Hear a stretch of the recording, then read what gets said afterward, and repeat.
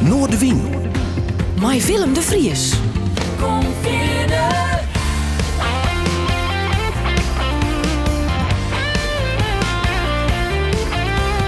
Alles wat er speelt. Omroep Friesland.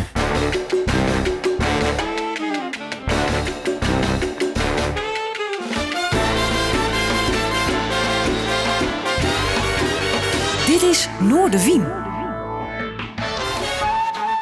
Goeie en welkom bij Noordewien. En in deze aflevering zitten we met op één weer rond een tafel en had het door Anne Oosterhaven dit keer. In december hadden we al eens even wijdweidig met hem praat, want hij had oorskiën naam, in ieder geval als docent en als bandleider van het Bogerman.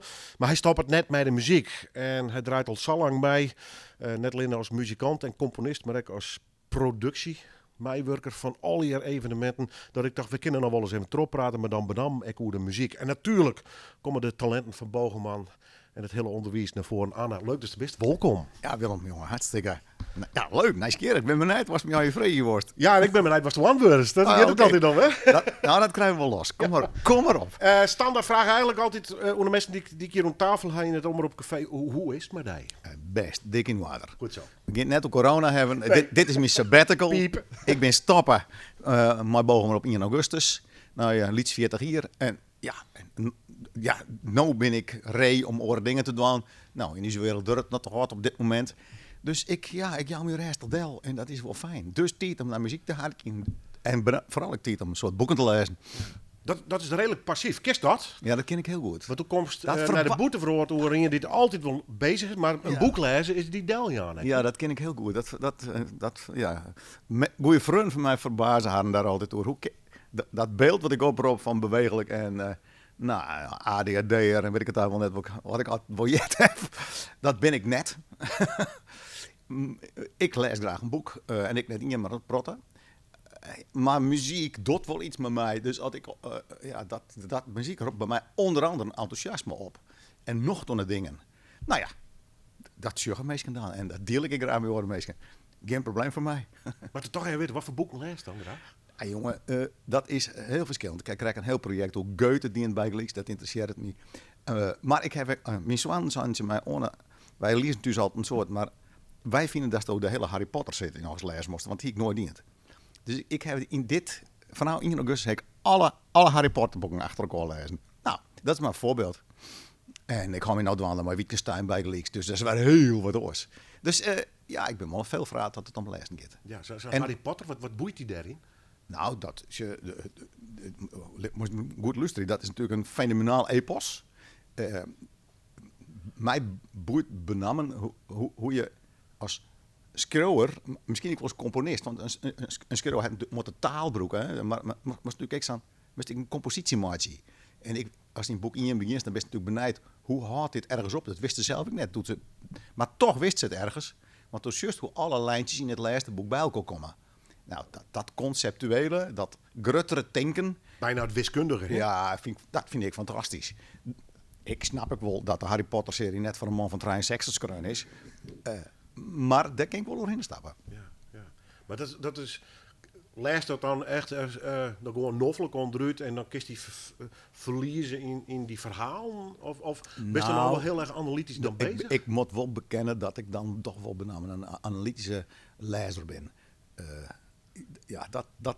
Daarom kom ik net om. Want kiest u nog normaal naar muziek luisteren? Ja, dat ken ik wel. Maar misschien moeten we het erover hebben wat normaal is. Ja, wat is standaard? Want dat is wel een begrip wat vaak gebruikt wordt. Wat is normaal luisteren? Wij gebruiken het altijd zeggen, van ja, maar als er wat op intunes, dan is het natuurlijk, als je op een begrafenis bent, dan luistert je naar muziek en dan doet die muziek iets, vaak omdat je op een begrafenis bent. Maar als ik wat stadtolon ben, op Hutsil daar en er speelt de Blauwste Dakkapel, dan jerk ik muziek. En dat doet ik iets met mij. Context mee horen we dus ja, alles. Context is heel wichtig. Kist ik nooit uitsluiten, er is altijd context. Dus daar kist die Wolf net bewust van werd, dat doet er helemaal net aan. Maar als het erover heeft, en dan zou je kist wel gewoon naar muziek luisteren, ja, dat is voor mij dus heel moeilijk. Want ik weet daar een soort van, dat is mijn vak, ik ben muziekdidacticus. ik heb daar 40 jaar lang meer werk van maken. Om er ook nooit te denken van hoe hard ik naar muziek, maar hoe kan ik bij mijn leerlingen komen? En hoe kan ik bijvoorbeeld ze leren gedifferentieerder te harken? Ik jou die een voorbeeld. Als jonkje van 8 een gitaar in hun handen krijgt, vies mooi eens op gitaarles, dan weten we dat die jongen primair naar muziek luisteren zit er gewoon een gitaar in. En als er die jet dan gaat er vooral op de gitaar. We hebben daar de muziekpsychologie heeft er een heel soort onderzoek naar dient. Als zo'n jonkje vervolgens vreest, zit er nog een fluit in, heeft er geen idee. Want daar hebben we gewoon helemaal net luisteren. Nou ja, dat weten we. Hè. Als een violist naar muziek harkt, dan primair gaat niet eerst naar de viool. Is dat gewoon luisteren? Het is leuk om daarvan te weten. Ja. En dat jonkies van 12 op het bogenman komen en daarvan weet ik gewoon, ze harken alcohol naar techno en alles wat daarbij heeft, dan kist dat, dan moest dat bij ons sluiten. En dan zie je, hoe kunnen we hun eer niet op hem krijgen? Ja. Nou ja, dat is gewoon heel interessant. Maar dat is alleen nog maar op het moment dat dan moesten ze dus luisteren in een didactische setting. We weten heel goed hoe muziek en film meesten die zien een film, dat griept hun en dan pikken ze alle muziek. Ja. Als dan naar ouderen vreest, wat voor muziek zit er nou eigenlijk in? Wat voor genre weer bijvoorbeeld? Of is die opvallen dat na 20 minuten er ineens een instrument bij komt en wist ook wel waarom? Nou, dat soort dingen. Ja, daar is ingen is zich daar wel van bewust en een oor net. Ja. Nou, het weer onder andere mijn werk om leerlingen daarin mee te nemen. En dat is dan natuurlijk auditieve discriminatie. Ja, maar vertaal het maar eens. Het is heel ingewikkeld. Heel ingewikkeld. En nu hebben we het leren nog maar over instrumentherkenning. En dan hebben we het nog het iets over aardepiekenvel. Of, Do en ik, wij zijn nogal bewegelijke typen. Dus jij muziek, dan beginnen jij nog gauw te flipperen. Ja, dat is in die jargon een motorische meekoppeling. Heel bekend is, mensen zitten te luisteren bij een concert en die doen dit. Ja, je houdt met de voet. Of met de voet. Waarom? Dat hoeft helemaal niet. Maar als het om je heen is, oren doet het net. Dus er is een bepaald slag mensen die doet dat. Die heeft dat nedig of doet het onbewust. En dan is het nog heel grappig om op te merken dat die mensen het heel vaak net niet in de maat doen. Ik ben bang dat dit wel heel dicht in de buurt komt. Dan. Ik get net een duivel. Nee. En dan kiest er dus weer over. Hoe kent dat nou weer? Ja. Dus, dit verhaal wat ik nou over luister in uitstek, kiest ik over Sjen dan. De juist naar een schilderij. Wat juist net. Kiest een plaatje beschreeuwen. Nou, dat is heel nieuwsgierig. Ja, prachtig. Boeiend. En dat heeft natuurlijk jarenlang naar een heel soort leerlingen proberen te communiceren. Ja. En lessen bedenken om ze erbij te brengen. We beginnen de eerste plaathoes, maar het is een live-opname van een dame. En ik vond het toch wel leuk om ermee te beginnen. Die is toen talent binnen kregen haast bij Bogeman. Ik had toen Laura Kooistra. We haar te gast gewoon in het kader van Sjong. Sjongeres. En ik denk dat zij wel een beetje een mooi voorbeeld is. Want zij wil ik terug studeren. Ja, ze wil naar het conservatorium daar. Mij horen we helemaal behept met de muziek. Ja, vind ik geweldig. Ja. Hij is een wolk. Het is natuurlijk prachtig. Ik ken heel soort leerlingen die jongen of muziekmaatje. Maar net iedereen die het dezelfde goesting. Dezelfde zin erom. Ja, en dat heeft wel nodig wordt in de muziek verder. Of in de kunst. Ja. Is zij een mooi voorbeeld van hoe het graag sjoest? Ja, dit is een combinatie van talent en trotsettingsvermogen. En laat ik gewoon zeggen, eigen gereidheid. Ik wil het op mijn manier. Ja. En dat is absoluut nodig. Nou, we merken dat voor het jaren van de beste tevreden. Nou, ik word eigenlijk nog hoorst waan. En ik denk, de best jong. En het was gewoon te zitten in de studio. Mijn camerameester, de regisseurs en dat soort gekken als mij. Ja. En dan toch nog zitten, ik word eigenlijk toch nog hoorst waan. Dat bedoel ik. Ja. Dus dat is een prachtig voorbeeld van hoe het maat. Dit weer net de eerste keer. Het is krekt als dochter het mij niet meer. En al was ook geen dan ik blue steen. Er komt geen verhoring in. Is het beter samen misschien? Al doch de dag zo zeer. Ik ben mezelf net meer. Lukt dit dat ik mijn tranen efterleed? Want ik ben er altijd voor die werd ik goed. Ik heb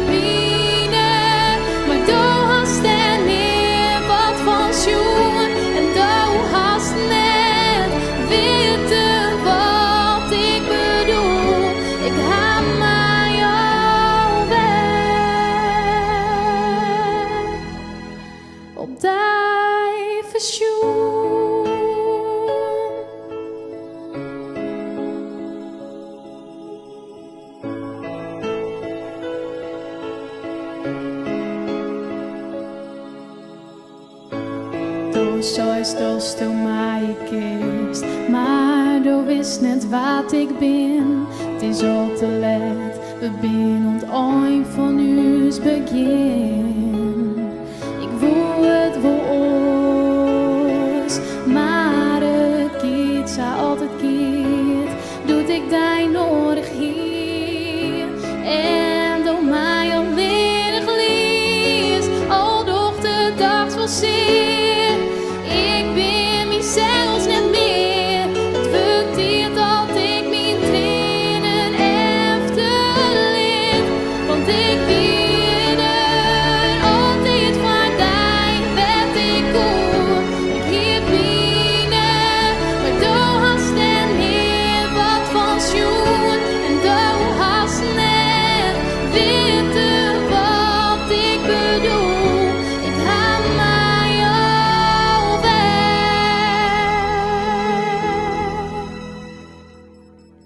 Ik ha het, zou het bezocht, maar nou ben ik leer. Nou ben ik verloren. Ik kies voor mezelf deze keer.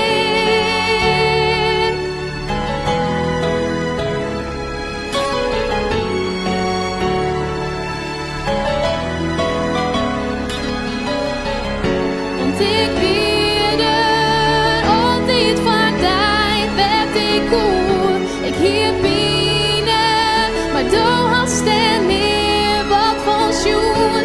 En du hast net weten van mijn gevoel.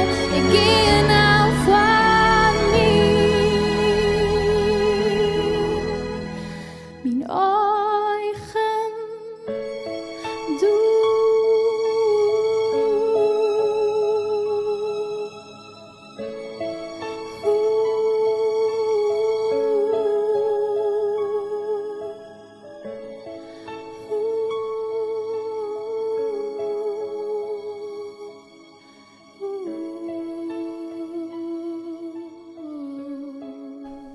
Een live-opname van Noorderwien bij Laura Kooistra. Ze weer in het Ramp van Sjong bij u te gast.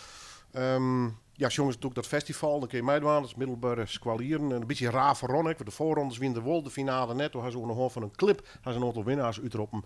En die spelen dan bij u, treden dan live in Noorderwien op. Daar ben ik hartstikke blij mee. Jong talent.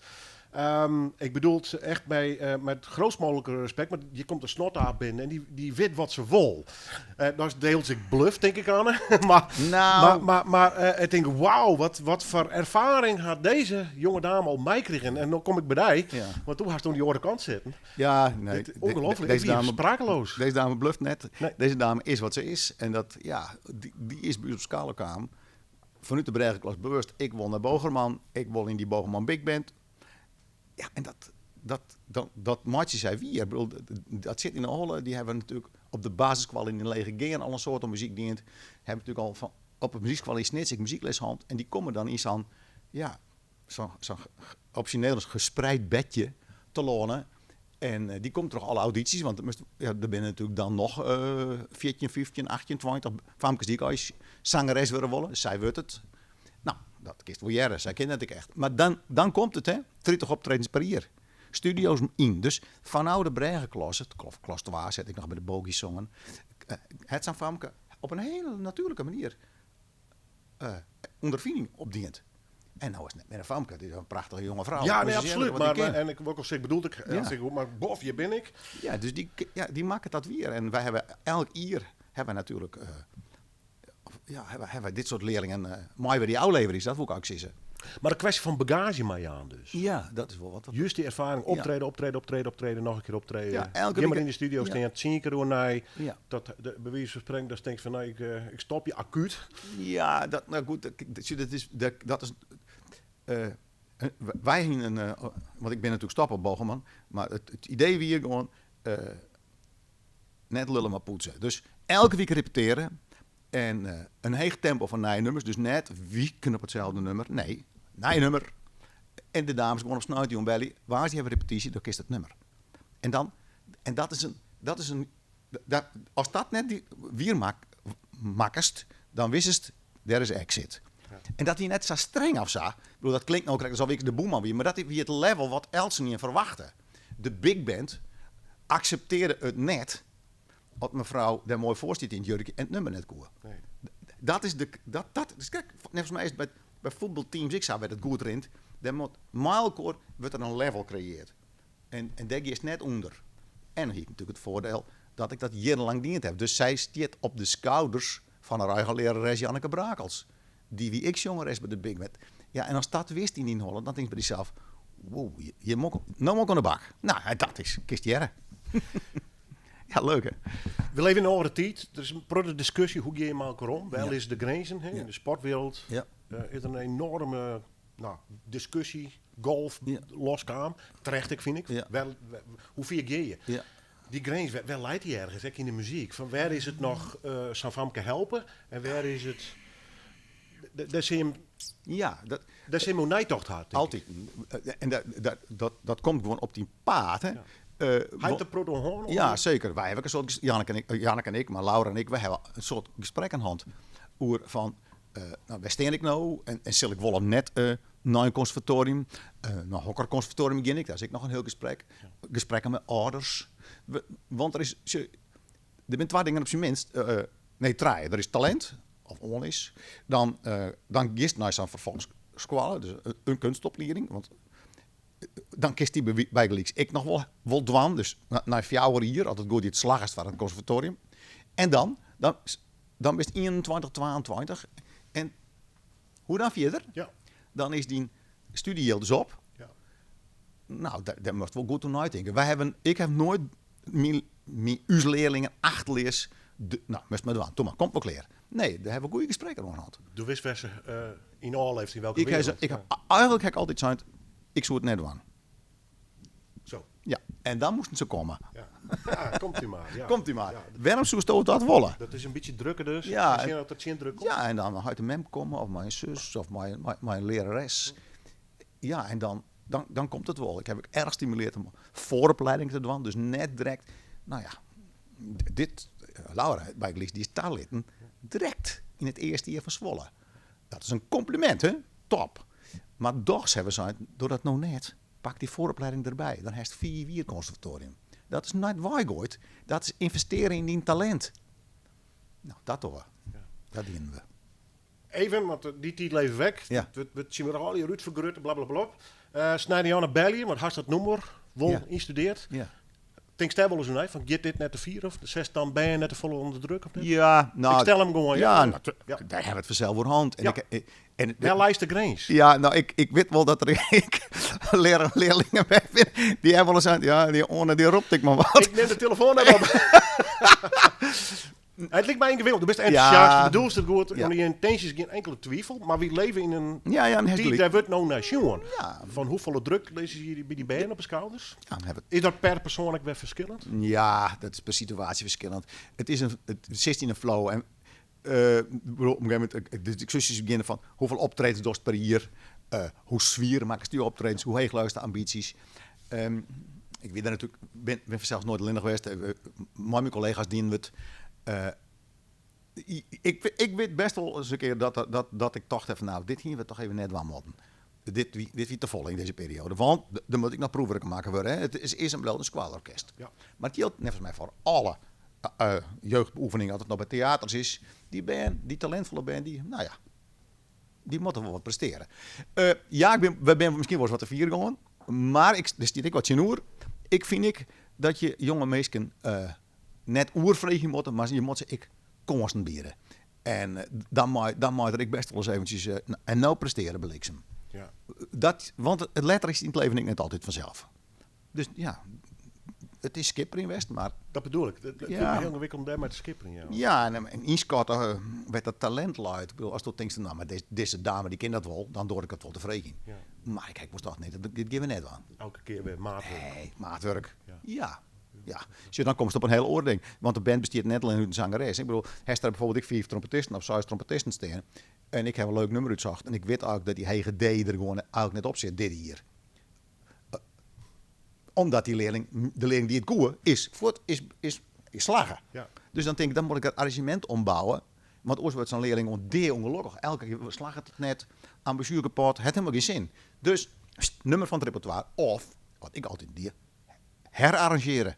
Ja, precies. En dan kost het nummer vol op het repertoire horen. Ja. Dus drukke pakketel, maar het verhaal wel moet passen aan de mogelijkheden van de leerling. Dat hebben we bezocht. Ja. Tuurlijk. We beginnen noem het draaien. Daar kan ik zelf mee doen, maar straks alles over vertellen. Ik vind het heel erg leuk. Ja, ik associeer natuurlijk bij Big Band. Ja, maar dat is een dus pro de jazz komen, waar ik overigens echt van hou. Ja. Maar ik vind het dan wel leuk dat het met Jim Croce komt. Ja. I got a name.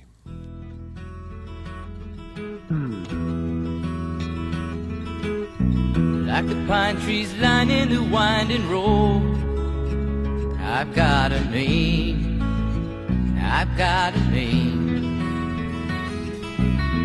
Like the singing bird and the croaking toad, I've got a name, I've got a name.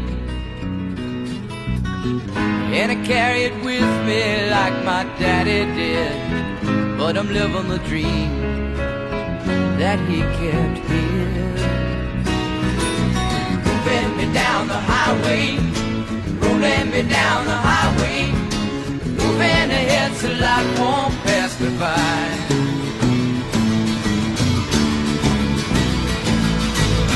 Like a north wind whistling down the sky, I've got a song, I've got a song.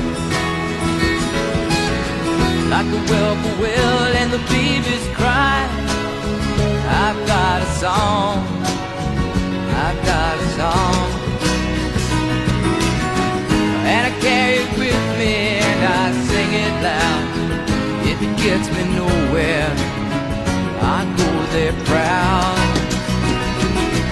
Moving me down the highway, rolling me down the highway, moving ahead so life won't pass me by.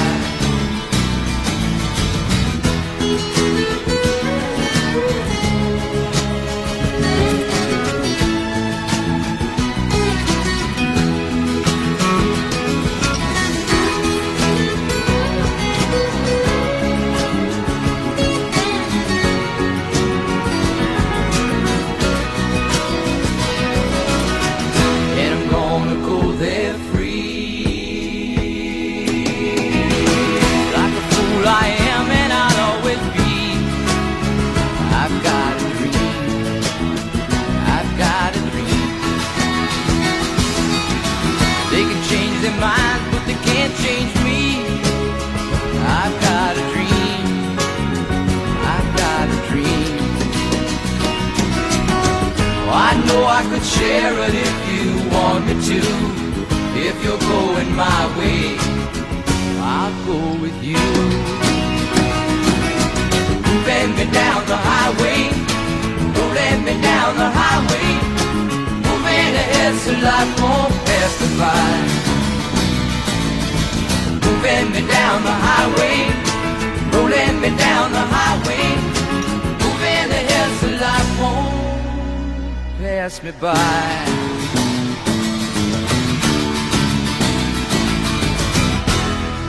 I got a name, Jim Croce. Anne, Ja, zo. Oosterhaven, ja, het varieert wel. Anne, zeg ik altijd. Maar het, Anne, Ja, dat gaat uit waar toe. Ik van tussen ik on. Ja. Muziekman in hart en nieren, want daar komt het uiteindelijk op Del. Joert te gast in deze 1 op 1. We hier al even horen hoe die hele tijd in de onderwijs. Dus ik zei, we praten nog eens even om. Dan zijn we lekker diep in die muziek. Ja. Dus de arrangeur, componist, bandleider, ik het gek te bedenken. En toen had ik gevraagd van, nou kom ik mij per eigen noemen zo. En toen kwam ze Jim mij aan. Ja, ik vind het heerlijk, ik vind het fantastisch. Ik heb er een enorm zwak voor.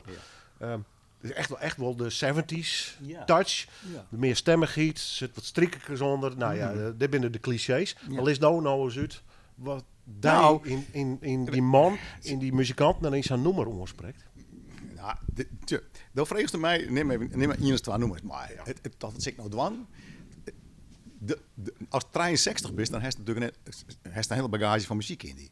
En wij als oudere mannen, die hebben natuurlijk ons jeugd lag in de 70 jaren. En dat is de gevoelige periode. Dat juist in de top 2000 al die oude mannen van uw leeftijd, die beginnen te stemmen. Dus het zijn altijd dezelfde nummers die daarin zitten. Dat is Ingen. Dit jet bij mijn jeugd. Ik zal straks nog wel iets zeggen wat er extra aan is. Ik heb herinneringen aan dit nummer. In de muziekpsychologie heet dat het Darling, they are playing our tune syndroom. Ken je dat? Ja. Nou ja, dat hebben we alle hier. Dus ik heb herinneringen aan dit nummer. Ik sowieso heb een soort herinnering aan die leeftijd van tussen de 12 en de 20, zeg ik maar zeggen. Vertel eens bij herinneringen. Ja, die kom eens aan. Oké. Had ik ze vrij wijs Ja, nee, ja, graag. Want bijvoorbeeld dit. Ik kom uit een gezin waar wij kerkorgel lesje. En wat betekent dat? Gewoon Bach spelen. Dus boek voor en in Noord. En ik de kaai van de kerk. Dus ik studeerde dat snoeterhut in. Ik snap nog net op dit moment dat ik dat vroeger uitspelen kon. Al die fuga's en al die preludia's en al die dikke orgelwerken. Ik denk, waarom deed ik dat? Maar ik kon het. Ik deed het. Ik heb taalleerling van het conservatorium van Warhol. Maar nou komt het. Toen was ik 14, 13. En toen, mijn broer zei, ik wil wat anders. En die hier een gitaar. Die wil gitaar spelen. Die, net als je zei, orgel spelen natuurlijk. Ik weet als de zon, zeg je dat dan. En er kwam een gitaar in huis. En toen, weet ik nog goed, hij draaide Boudewijn de Groot. Maar al die versjes. En dit kwam ik binnen. En toen dacht ik, wat hij kan op die gitaar, dat ken ik. Dus ik ontdekte op een gitaar. Oké, twee snaren indrukken. Rjoem. En toen dacht ik, oké, dat geluid, dat ken ik. Maar ik hield er geen naam voor. En toen kreeg ik zo'n boekjes. En dan stond daarboven G. Maar even letters toen. G major septiem. Dus ik piel op die gitaar. Toen dat geluid, dat ken ik al heel lang. Dat speel ik bij Bach heel vaak. Ja. Je dat G major septiem. Ja. Dus wat ik al die jaren spelen heb, er was nooit een leraar die mij uitlei. Dat is een C-akkoord, dat is een D-akkoord of dat is een D-septiem mol 5. Nee, dat was mij net uitlei. Ik speel het wel al eer. Maar ik ontdekte het, onder andere aan de hand van Jim Croce's eerste songboek, dat het geluid, riang, een mineur of een major, dat het zou jitten. Dus ik jet het al wel, maar ik wist net, ik joeg het net namen. Nee. Dat jet onder andere bij mijn herinnering van Jim Croce. De gitaar en dan die versjes mooi spelen. En dan denk ik, geweldig. Geweldig. Maar om die hinnen Boudewijn de Groot. Ja, dat kost uitspelen dat giet op de gitaar. Heeft mij wie Heid onderwijzer. Ja, nou, leraar aan MTS. Ja. En muzikaal. Ja, het zong. Ja, dus een soort muziek. En ze joegen dus de rond, hè. Dus je zou werken aan een MTS en die bouwden met zijn vierde Iers leerlingen elektronische orgels. Dus ik dacht, ik moet wat concreets met die man doen. Die vooral jong was natuurlijk. En dan bouwden ze per Ier een elektronische orgel. Maar ja, dat ging vroeger nog met van die printplaatjes en dan was het soldeerbouw erop. Hartstikke leerzaam. En wij kregen dus zo'n orgel in huis. Dus daardoor kreeg ik belangstelling voor we doen straks nog een stukje Exception. Dat is leuk. Ja, dat is natuurlijk fantastisch interessant te gereren. Dat je dus klassieke muziek, Bach en dan toch rocken. Ja, die kom ook wel een beetje. Maar dat weer toch weer een soort spielie. Maar zo kwam ik in bandjes te lonen. Ja, maar dat vreemd me weet de titel De Pukkel en De Poeg. En precies. Ja, precies. Ja. En dan moet je gewoon voorstellen, als je... ik wie altijd een voetballer. En toen kreeg ik knibbelblessures. En toen, dan raak ik tot uit de voetbalwereld. Dan kreeg ik een nijmaatje, speelde trompet. En dan denk ik bij jezelf, wat hij trompet speelde, dan ken ik het best wel saai. En toen gingen we together wat spelen. En dan moet er nog een tweede man bij, een vierde man bij. Vast wist hij een bandje. Ja. En dus hij de mem, die kon dan gewoon de hele, gingen dan weekend voort, een nacht voort. En dan konden wij de hele kamer ombouwen. En dan had ik het hele orgel en een drummer erin. En dan ja, dat moest het net jaren, maar daar leert natuurlijk. En wat speel je hem dan? Ja, eigen stickies. Maar ik Exception uitspelen. Ja, bro. En Jim Croce. En Jim Croce. Maar ja, goed, dat weer dan meer gitaar. Ja, maar het gebeurde. Cover spelen. Ja, cover spelen. Uitziekje. Leren. Ja. 14, 15, hè, weer dan. Gewoon leren. Ja, er weer natuurlijk nog, kost nog net zoals nou popworkshops volgen. Er weer net iemand die vertelde hoe het moest. Moesten ze het zelf uitzieken. En mijn muziekleraren, ja, die dienen dat net, bandjes. Dus dat weer voor mij. Andere prachtig. wereld. Andere, machtig. Ja. Gist ik naar concerten daar optreedt? Ja, ik vind het wel heel leuk altijd vertellen aan mijn leerlingen dat ik op het eerste Noordzee Jazz Festival hier. Eerste? Ja, op het eerste op een fiets. Nee. Ja. Ja. Ray Charles hield nooit even midden in de nacht. Ja, geweldig. Toen was ik 18. Nou, ik moet ook zeggen, zoontje, want dan krijg je rijbewijs. Dus het moest Maar skets die reizes. Ja, dat is een verschrikkelijk verhaal. Want wij gingen met maten op vakantie, zat maten dat door. We zijn een keer net naar Skielen, we gingen naar Vaals. Dus wij gingen op een fiets, eerst naar Limburg. Ja, dat is fucking Fucking jongen. Nou, denk ik. Mooi, 4 maten. En maar Willem Otter, mijn grote muziekmaat, mijn maat. Wij zijn, ja, maar wij gaan net waarom, na een paar dagen. Wij slaan een ouw en wij gaan uit Den Haag. We hebben een kaarten kocht voor het eerste Noordse Jazz Festival. En toen maken wij de catastrofale fout om te denken dat we in 2 dagen even binnen terug op België fietsen konden. Nee. Ja, we gingen natuurlijk volle beter op Brabant kennen. Ja. Maar we gingen op elkaar doen. Hemelsbreed ben we daar snel. Dan komen we zijn Zeeland uit en dan doen we die naaie Zeeland brengen. Maar België gaat dus golvend. Op een fiets, hè? Op een fiets. Dus we zijn in 2 dagen als bliene apen. We zijn dus in die 2e dag ben we in Zeeland belonen. Kapot. Toen hebben we daar de fietsen staan laten. Kotsend van de beurs, weet ik nog wel. We winnen, ik krijg te let. Dus we binnen die eerste nacht ben we er wel in komen.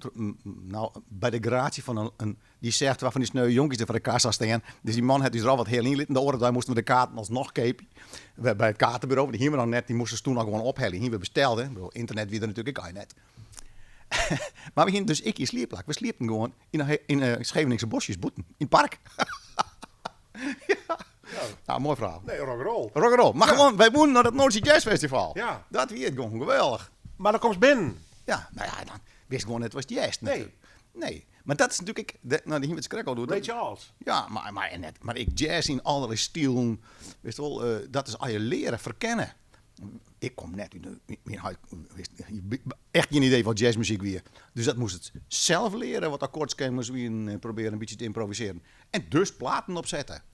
En zelf liet jazzbandjes formeren en prutsen. Superleuk. Ja.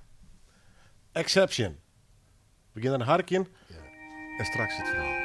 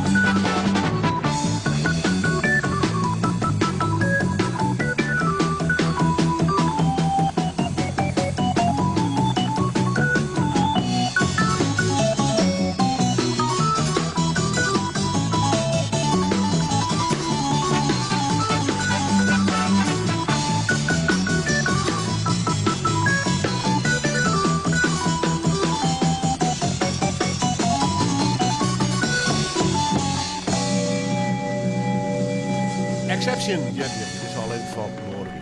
Aan Oosterhaven te gast. Hij kwam met deze plaat doen. Ik luisterde er oors naar als die. Hoe luisterde je naar? Nou ja, ik luister hier naar. Wat juist? Akkoordenschema's? Ja, ik akkoordenschema's, maar hier jerk vooral, en denk ik om mijzelf hebben om als jonkje van 14, en dat ik dat spelen kennen woord, technisch ik. Dus ik was weer gefascineerd. Ik zie natuurlijk nog die beelden van, ik denk dat het top op weer, maar dat weet ik net zeker. Daar begint dat natuurlijk mooi. Ik denk, die man kan alle machtig spelen, dat wil ik. Ja, ja. en als je uit de wereld van de klassieke muziek komt en dan juist dit. Hè, begint ik een beetje klassiek achter. Juist echt zo'n tjerkorgel. Begint je en dan gaat die los. Ja, en dan juist hoe hij dat oppakt. Juist datzelfde virtuoze gedoog. Ja, maar op zich wel ritmisch best. Ja, het is ritmisch natuurlijk, maar hij Het zit wel apart in elkaar. ja, maar het is natuurlijk dit is natuurlijk een fluitstikje. Het is de Badendarie van Bach, de suites. Maar hoe hij dat timed en hoe hij dat doet, ja, daar heb je gevoelig voor. Dat vond ik geweldig. Dat wil ik nooit doen. En dat wil ik met oren spelen. Dus ik wil dat uitzieken. Er wie natuurlijk geen bladmuziek van. Dus ik zocht dan maar dat klassieke stukje op. En dan die solo raak ik natuurlijk heel in kwijt. Maar we proberen dat nooit te doen. En daar zit wel iets. Ja, dat is natuurlijk wat een slagmuzikant droot. Ze jerret en dan wordt het dwan. Ja. Ja, dat vind ik wel interessant. Een echte zoektocht dus. Ja, zoektocht. Dus dat jerk erin. En ik jerk natuurlijk ik zie natuurlijk de repetities, maar mijn maten en mijn broers vroeger hoe we dat deden. Maar dat jet bij die ontwikkeling. Ja, letterlijk is het heel andere kant nu. En ik heb nou op mijn studeerkamer heb een platenspeler geïnstalleerd werd.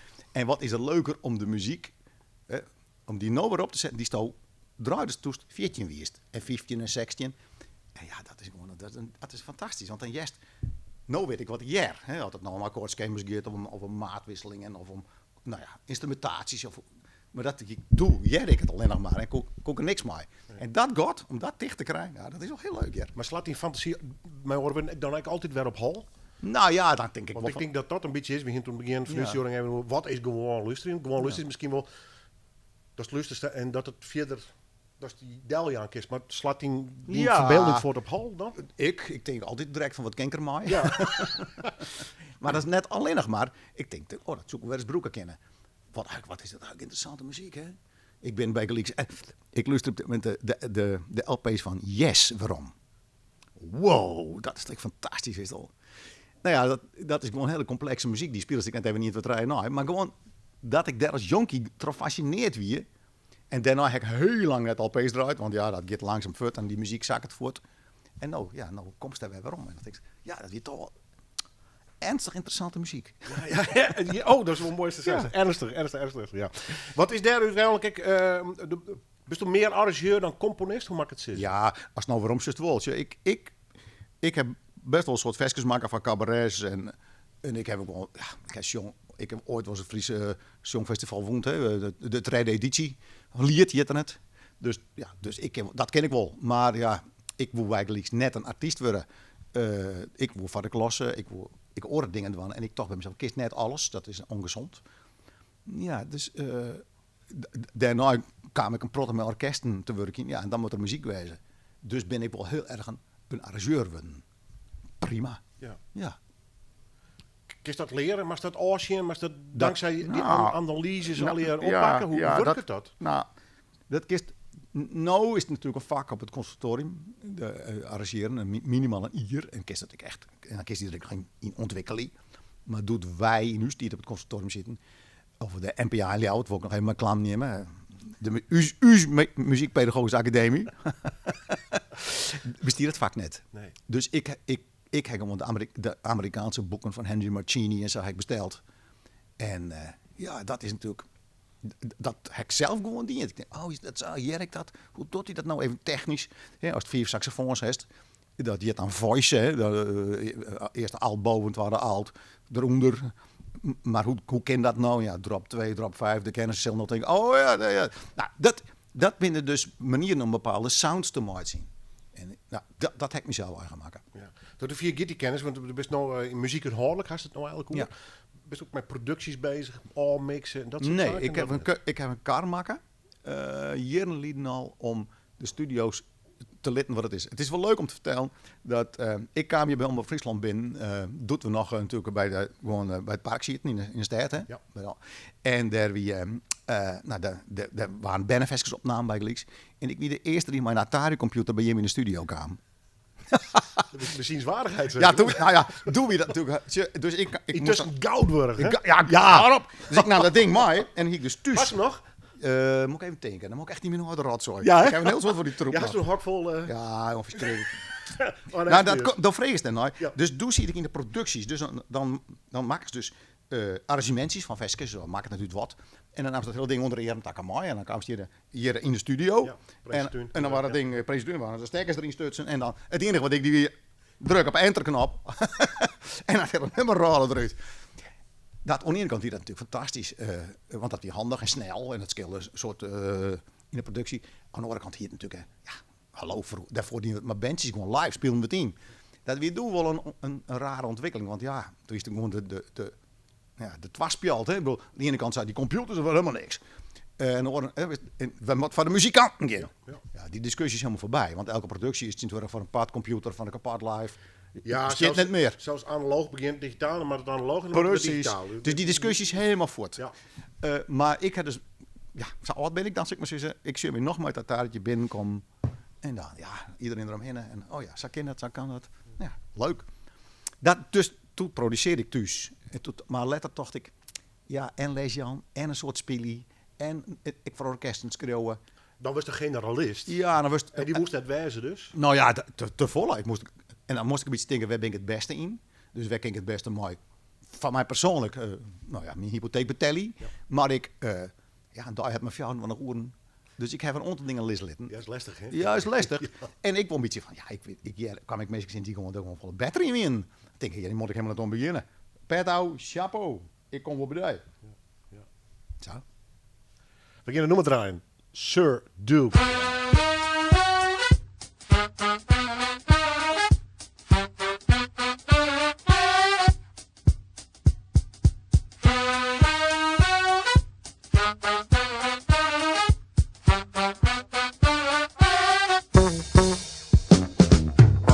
Music is a world within itself, with a language we all understand, with an equal opportunity for all to sing, dance, and clap their hands. Well, just because the record has a groove, don't make it in the groove. But you can tell right away left to A when the people start to move. They can feel it all over. They can feel it all over people. They can feel it all over. They can feel it all over people. Go!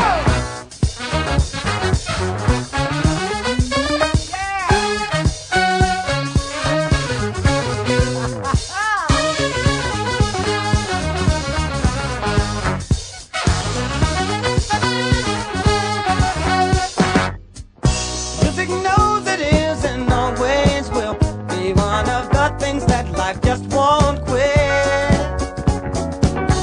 But here's some of music's pioneers that time will not allow us to forget now. Well, there's Basie Miller, Timo, and the king of all Surdo. And with a voice like Alice ringing out, there's no way the band can lose. You can feel it all over. You can feel it all over, people. You can feel it all over. You can feel it all over, people. You can feel it all over. You can feel it all over, people.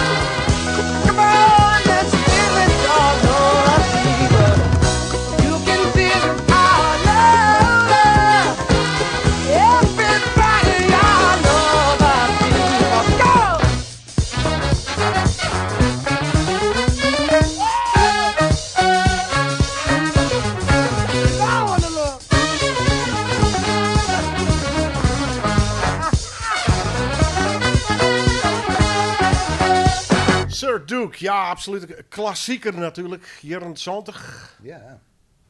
Ja, die hele LP weer fantastisch, hè? Songs in the Key of Love. Ja. Ik weet nog, jongen. Weet het eikpunt voor jou of was dit pas later aan? Nee. Ik weet het nog goed. Hij kwam uit. En ik werkte bij de Albert Heijn. En ik dacht, ik wist dat er al rond kwam, want we lezen natuurlijk, ik lees van die muziektijdschriftjes en zo. En ik dacht, daar komt het dan. En toen kwamen we dus in Snits bij, ik geloof dat het Minkama weer, weer zo'n bekende platenzaak. En ik weet de middag nog. Ik weet nog die onnoers 4 of 5. Dat ik zie de zinnen nog hoe de staat. Dat ik naar de staatfiets ben. Ik hield Jilt al kleer lezen. Dat ik dus bij elkaar en dat ik weer waarom fietste. En ik weet dat gewoon nog. In een plastic tasje. En dat ik dus naar Husta fietste. En die plaat opzetten. Ja, magie, jongen. Gewoon dat ding. Gewoon even een platenspeler en dan zegt dat die nullen erop. En dan begint er. En dan het. Geweldig. En dan yes dit. En toen had ik dus deze muziek. En wist, dat weet ik nou. Blazers, ja, dat breaks in. Alles zit erin natuurlijk. Alles zit erin. Het is natuurlijk popmuziek, ja. maar ik zit jazz in. Dit nummer met alle jazznamen van Grutheden waar ik nog niet heb natuurlijk. Sir Duke Ellington. Als jongeresten, alles komt voorbij. Maar wie krijg ik hoor voicings, die lekkere koperen geloeltjes. Ik weet nou hoe dat zit. Dat doet er nog net aan, maar het is net een kwestie van dom maar gewoon de grondtoon, de terts en de kwintbobbelkoor en dan heeft een lekker akkoordje. Dat is een manier van hoe 6e noten zullen gewoon werken, maar dat zo lekker vet klinkt. Ja, en dat. Probeer het eens uit te lezen. Ja, dat is, weet je, wordt het heel technisch. Ik bedoel, als het een C heeft, als de heeste noot, dan kun je dan een akkoord instrumenteren, arrangeren. Tot je oké, dan zet ik er een C, en dan een G, en dan een E, en dan weer een C. Heb ik 4 instrumenten. Oké. Dat is een soort grondlegging. C, E, G, C, zo. Maar ik zit, wacht eens even, ik lees die C, maar ik lees er toch nog een noot boven. Maar ik denk, een C-akkoord is wel een beetje simpel. Wist wat ik toch? C, A, G, dan wordt het een sextakkoord. Oké, nog altijd in grondlegging. Maar ik denk, wist wat, ik maak het akkoord Sa, dat ik die blazers al hier een noot spelen lid, maar de grondtoon zit er net in, die jou aan de bas. Weet, en dan krijg je een hele hoge sound. Nou ja, dat kist dus mijn saxofoons dan. En ik was me bewust, bij dit soort muziek, hoe dat, eerst net, ik denk, hoe zit dat nou? En ik dat thuis uitziek en beprutsen. En dan, daar leer je dus van. En dan ging je eerder veriepen. Nou ja, en dan letterlijk is dat tapos in die eigen muziek. Even speculeren, want deze opname, is dit in je persoon die dit betocht had, is dit op intuïtie? Wat denkst? Wat is een gevoel hier? Of zit hier een band achter die dat betinkt? Nou, dit is een productiewest, dat is duidelijk. Maar we weten al dat Stevie Wonder een jong talent die kwam. Ja, het is het weekend van The Voice. Daar gaan we het net over hebben. Maar Stevie Wonder kwam boppen in een soort van talentenjacht. Dat stond dus jong met dat mondharmonicaatje. Maar dit zijn details? Ja, hij maakt dus. Hij maakt die versjes. Ja. En wie blind, dus ik kan me voorstellen dat hij net alles opskreun heeft. Maar gewoon in de studio, maar ernstig goede muzikant, maar ernstig goede eren. En dan gewoon uitproberen. Ja. Die beroemde toontje erbij, toontje eraf. Ja, die lik die hierin zitten. Dat ding, hè, de geweldige beroemde lik ook in de muziek. Skiën en zo. Nou ja. Ik kan me voorstellen dat ze hem 10 keer geprobeerd hebben, nog een keer geprobeerd. En uiteindelijk is het een unisono ding worden. Want de jest hem gewoon unisono. Hè? Alle instrumenten spelen daar dezelfde noot. Ja, daar heeft ja, en dan en dan letter dan jest wel al die vette ba ba ba ba erachter. Dat ben weer settings, zeg maar zeggen. Dat heeft het denk ik toch voor een paar gewoon makkelijk uitprobeerd.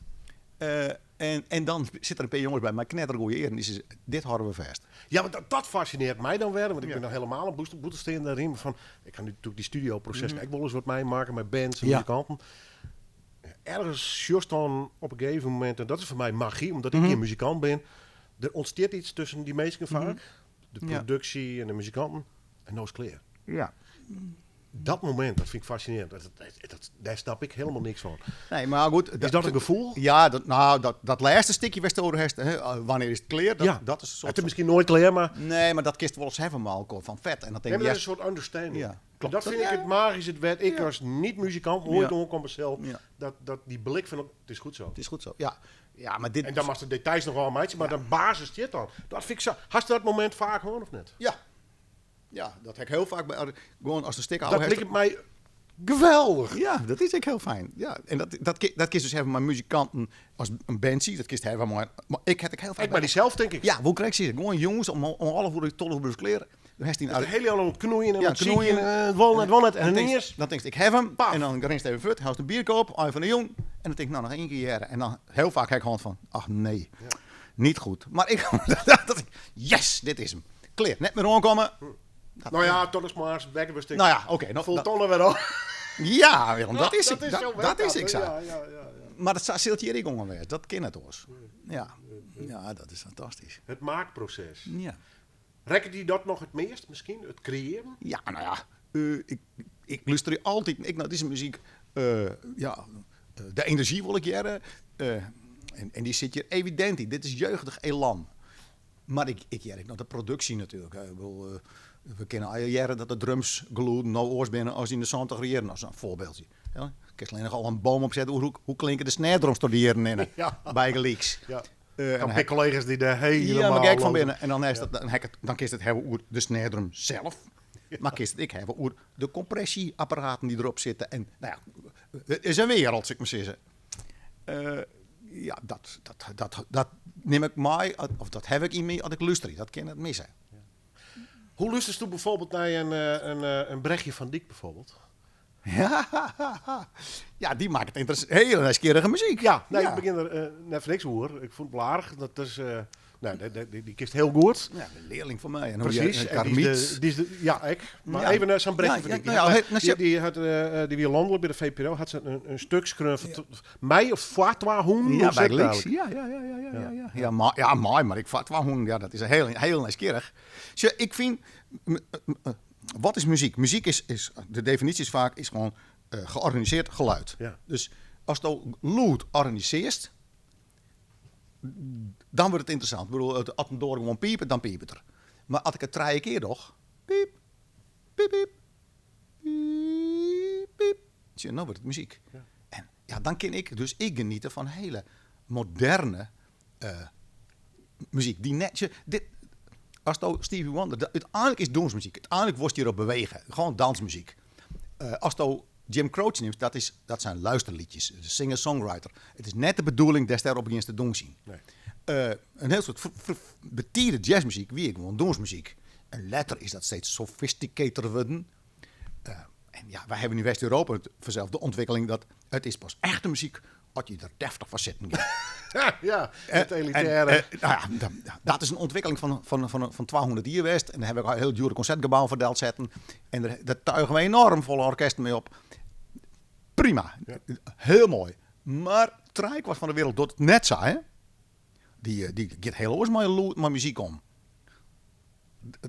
En ik snap dus jonge componisten die op een andere manier daarmee omgaan. Net alle muziek is om op te doen zien. Helemaal net. Nee. Het experiment met Loet. Ik leer even een stukje hier van Brechtje en in dit geval haar stuk wat ze schreef met 2 hoen. En ik moet het even vertellen, want ik had er een beeld bij. Ik zie ook 2 hoen die als het ware dirigeerd worden bijna. Hè? Ja. Ik leer even een stukje hier, dan komt het eraan in op. Ja.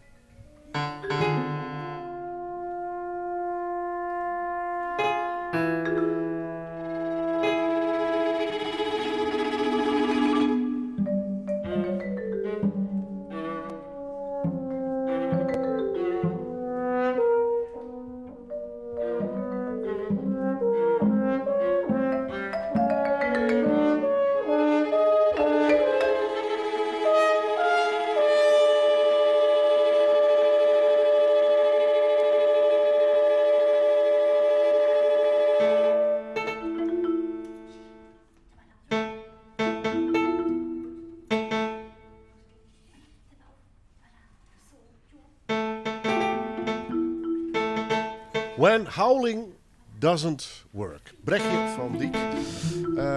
Ik draai het even omdat er hier 2 werelden bij komen. Deze dame is via de Bogeman de wereld in. Dus dat is die verhaal.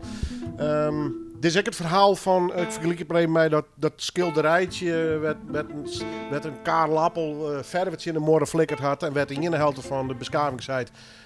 Dat kan mijn Mijn beppes is rek. En de oren zei het is hoogstaande kunst, want de kist erin kwiet wordt. Dit stuk, hoe moet ik dit lezen? Of hoe sjoest doe je nee? Nou ja, Van de ene is het zenuwachtig geneuzel met 2 hoen.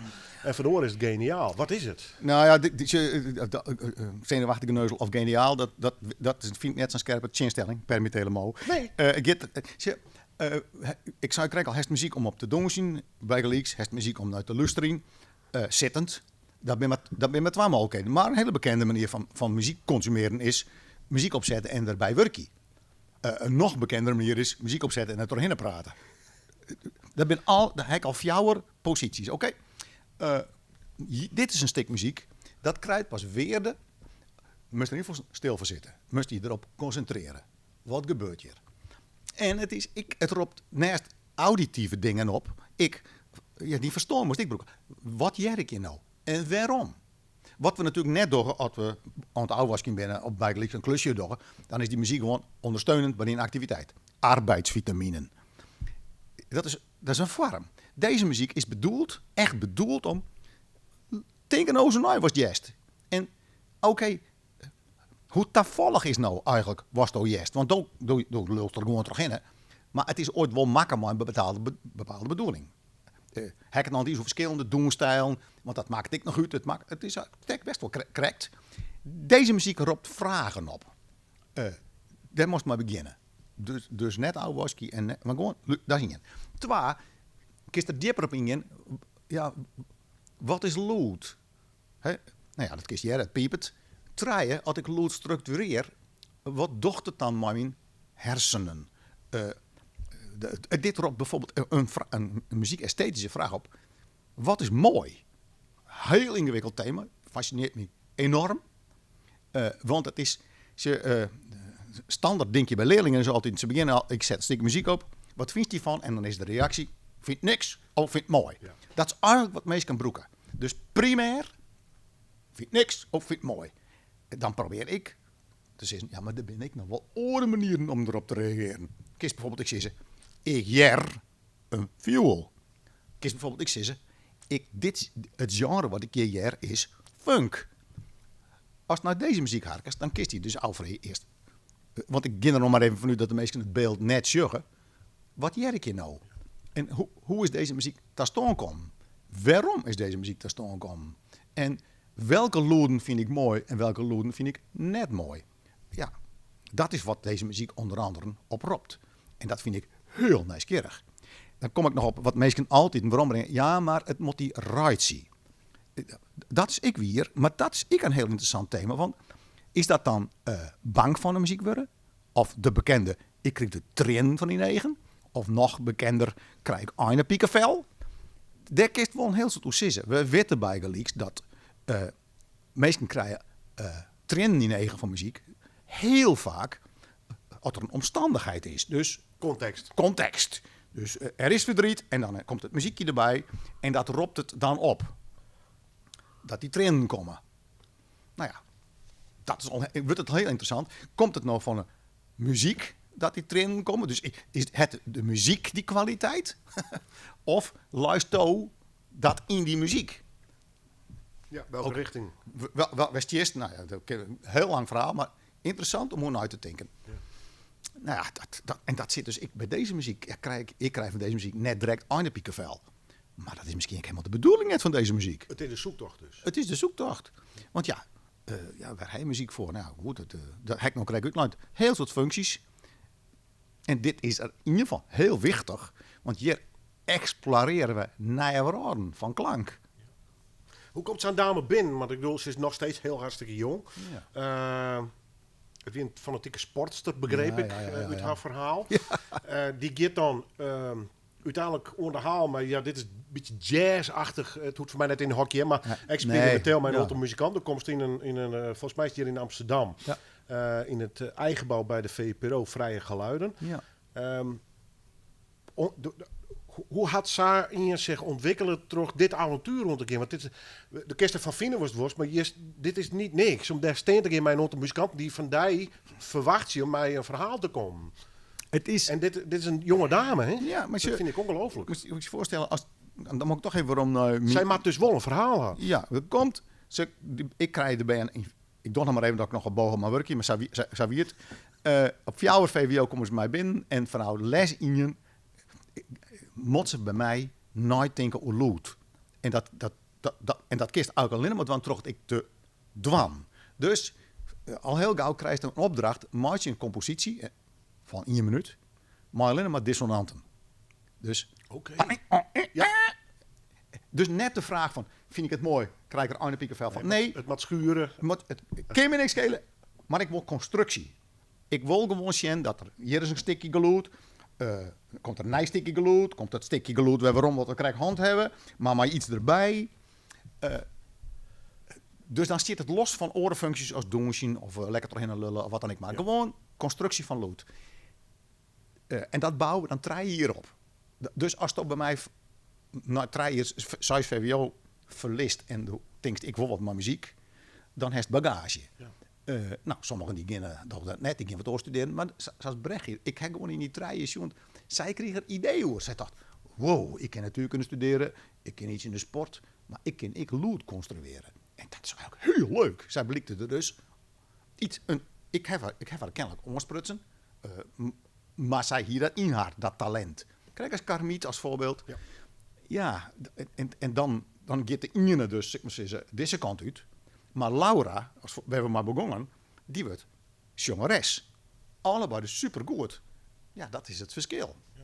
Maar die jaren, vooral op die boom, door jou ze dus een heel pruttel om maar te zien van welke kant gaan ze op. Ja. Wat pikken ze ervan op? Kist ik zien, we hebben een beetje mijn ontwikkelingsjongen. Ik kwam uit de kerkorgelmuziek. Dus geen wonder dat ik als jonkje van 12 Exception leuk vond. Ja. Want dat, en zo heb ik niet waar vond, zeg maar zeggen. Ja, maar ja, ik heb net op Bogerman zitten, mijn muziek als... nee, maar dat zei ik me nou. Had Anne Oosterhaven niet zien leven, hoor? Ik heb wel... ik wil wel een aantal credits. Ik bedoel, mijn collega, maar de eerste muziekleraar die ik trof, wie Bob Bruksma senior, op het Bogerman. Die is heel belangrijk geweest als voorbeeld van hoe je leuk les kan kennen met muziek. Gewoon in een klassikale situatie. Ik heb heel goed leshand van Iepke de Vries. Een elektronisch orgeldocent in Snits. Ik raak er van het voetbal in ouw. En ik wil nooit wat van muziek weten thuis, want wij zijn dus met hem helemaal niks. Dus dat wie er altijd wel. En toen moest ik een nieuwe hobby hebben. Dat is nog wel een leuke anekdote. Ik heb ooit als jonkje een jaar lang harmoniumleshand en toen wou ik alleen maar voetballen. Dus hij zei, hier harmonie op, dit wordt helemaal niks. En toen raak ik van het voetbal in nou en ik weet het wie dus in de tweede klas van Bogerman. Toen zei ik bij het jongenseten vanzelf, ik zei hard. En hij zei me, ik wil op muziek lezen. Hij zei, ben je ziek? Is nog maar bezig. En toen, het is wel grappig, wij zitten op tafel zo, en hier stond een orgel. En een orgel heeft een orgelbank, hè. Vroeger kost die iepen klappen. En in die orgelbank, hij klapte hem zo iepen en hij snuffelde even. En hij helle de eerste 5 delen van de Volkdien orgelmethode eruit. Ja, fijn. Kijk, van ons vertellen. Hij pakte ze eruit, hij luisterde op tafel. Hij zei tegen mij, als dit spelen kist, master place. Ja, sterke pedagogische set. Want ik kon natuurlijk in 2 weken spelen, hè. Is het echt zo voor jou vaker? Ja, toch. Ik wil dit. Ja. En dat is natuurlijk, dat is precies met Brechtje, als het worst. Zoals dan Laura, als het worst, dan is het dan binnen. En maar ze natuurlijk wel een beetje onlis en talent voor hebben, maar dan ging het waar niet op hem. Ja. Dus hij daagde mij uit, hij klapte dus op de tafel. Ik dacht, wat zullen we nou krijgen? Ik wil dit, want ik wil met mijn maten spelen. Ja. En ik moet verder, ik moet een nieuwe hobby hebben. Nou ja, kleer. Ja, hebben we witten. Ja. Nog één vraag. Ja. Waar stier is trouwens in het voetbal? Wie is het? Spits? Spits, ja. Ik was een jonkie, wij werden in de griep en ik mocht op voetbal in en dat kon best wel goed. We zijn jong krekkers, we zijn het hen wedravend mansie vanzelf. En die clubs winnen te Leeds, dus dan die voetbalclubs. En dan spelen ze het eerst, maar de C'tjes mee en dan, omdat het goed voetbal is, mochten ze medisch nog een keer mee. Maar dat deed je nog, ik weet niet meer zo het werken. Maar de oudere jongens, ik weet zeker dat ik in Hudde Griep mijn poten verskopt heb. Gewoon te zwierbal. En toen kwam ik in Blokker, wij verhuizen en daar kwam ik gewoon in. Nou, C1, weet ik wel, B1, ik weet het niet meer zo goed. Dus ik zie het altijd wel bij de selectie. En toen gingen we naar Snitsta. En toen ik 12. En toen kwamen we bij ONS. Mocht ik weer bij de selectie. En ja, doe je het eigenlijk ook gebeurd. Mijn beide meniscus weer dwars terug. Ja. Nou ja, toen dacht ik, mag een eigen hobby hebben. Muziek. Muziek, Dank u wel. alsjeblieft.